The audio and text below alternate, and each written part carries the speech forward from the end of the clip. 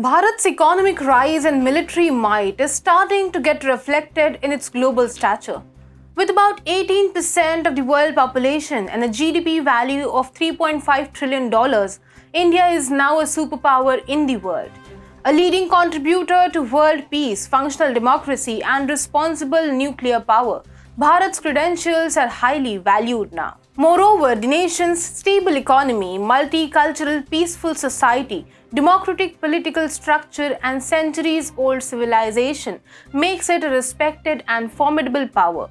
The leaders who rule the country through democratic means also carry the voice of 1.3 billion people, which has the capacity to decide the fate of the world. Namaste, welcome to TFI English, the national socio-political analysis arm of the TFI Media Group. I'm your host Apurva, and if you're watching us on Facebook, give our page a like.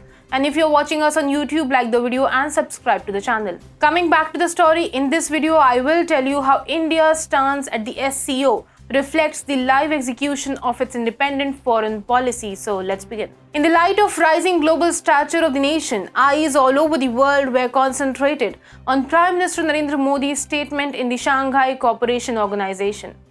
As the West always contradicts India's relationship with Communist China and Russia, it was very important to see how PM Modi reacts to the Russian war in Ukraine and China's aggression along the borders. And as a promoter of rule-based world order, how India balances its relationship with West and East. Playing smart diplomacy, India outplayed everyone in the global politics game. PM Modi not only showed China its place but also gave a civilizational lesson to Russia. While talking to the Russian president, Prime Minister Narendra Modi stated that today's era is not of war. Conflict can be solved through democracy, diplomacy, and dialogue. Appraising Putin about the cost of war, PM Modi further said, and I quote, "Today the biggest concerns facing the world and especially the developing countries are the problems of food security, fuel security, and fertilizers." While responding to PM Modi, Putin said that he understood Delhi's concerns about the conflict in Ukraine and wanted it to end as soon as possible.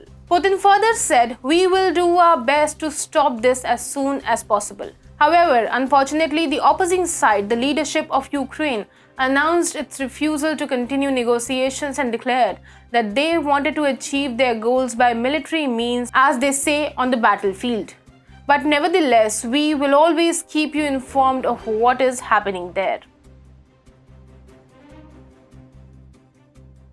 As the world's eyes were fully concentrated on the meeting, PM Modi's outright rejection of the Russian war in Ukraine in front of Putin was taken on a praised note.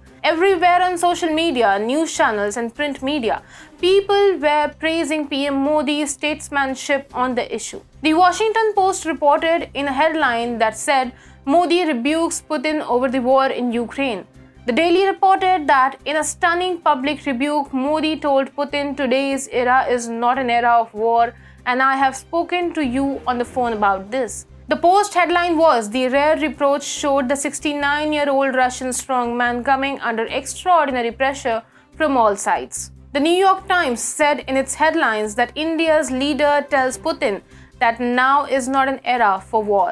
The Japan News reported, "Modi rebukes Putin over war in Ukraine."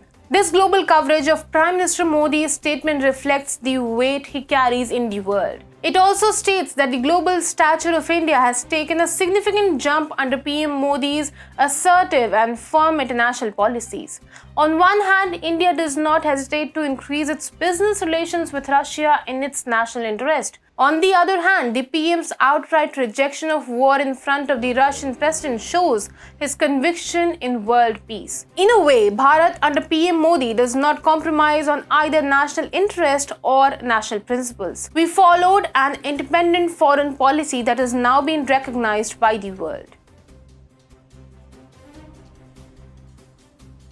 In another smart move at the SCO, PM Modi refused to meet Chinese President Xi Jinping. After successive failures of 15 rounds of disengagement talks, China has now agreed to withdraw its troops from the areas of Gogra Hot Springs in a coordinated and planned way. In compliance with the 16th round of talks on September 8, 2022, India and China carried out verification to confirm the withdrawal of troops from eastern Ladakh. China's agreement to disengage from the contested area was viewed as a positive step in the light of the upcoming Shanghai Cooperation Organization summit in the Uzbekistan city of Samarkand. As SCO is mainly promoted by China, India's unfavorable response against the dragon would have cost them a lot. That's why they thought to cool off the situation by agreeing to withdraw hours before the commencement of the summit. But PM Modi's hardline on China and its medieval imperialist behavior was still visible at the SCO. Since the deadly conflict in eastern Ladakh, the Prime Minister has not met Chinese President Xi Jinping even once. Taking a strong and offensive position along the line of actual control, India has not given a single chance to the Chinese that they could use to continue with border aggression and maintain normal relations in other businesses. Working on the philosophy that the state of border will decide the state of the relationship, India has taken an iron hand against the Chinese. This was also very much visible in the recent SCO summit. PM Modi held numerous bilateral talks with member countries other than the group meetings on the occasion of the recently concluded SCO summit in Samarkand. But he refused to even shake hands with the Chinese president. PM Modi not only missed the common dinner on the day, but during a photo op, PM Modi, despite standing side by side with the Chinese president, did not even smile or shake hands. During the summit, the Prime Minister met various leaders of different countries. He held bilateral talks with leaders like that of Uzbekistan, Ibrahim Raisi of Iran, Vladimir Putin of Russia, and even Recep Tayyip Erdogan of Turkey. Considering the geopolitical situations, PM Modi held these talks to increase comprehensive cooperation to strengthen business and economic ties among member countries. But he refused to meet Xi Jinping.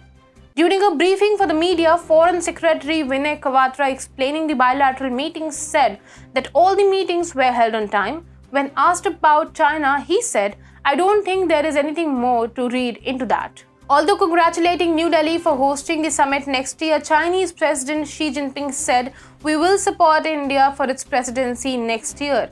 As India will assume the rotation annual president of the SCO in 2023, other than a congratulatory call, there were no other communications between the two leaders. Maintaining a safe distance from Xi Jinping, PM Modi has clarified that the stance of India will never compromise on its territorial integrity. It is pertinent to note that about 2.5 years ago, in May 2020, China had tried to transgress along the Indian territories in eastern Ladakh. Countering the communist soldiers, the Indian army killed more than 60 PLA soldiers and suffered 20 casualties. Since then, India has maintained a tough stance against China. In every political, economic, and security domain, India has strived to take a head-on fight with imperialist Chinese. Not giving the Chinese a single chance to normalize the relations, India has told them to maintain peace and tranquility in border areas, otherwise overall relations would be affected. PM Modi's decision to not meet with Xi Jinping even after withdrawal from patrolling point 15 shows his strong position. In a way, India's response at the SCO was a live execution of independent foreign policy, giving civilizational lessons to Russia and showing digitist medias to China. PM Modi showed the world how India stands firm on its grounds. Playing with the East and the West on our own terms reflects that it's not only a decade, the whole of 21st century belongs to India.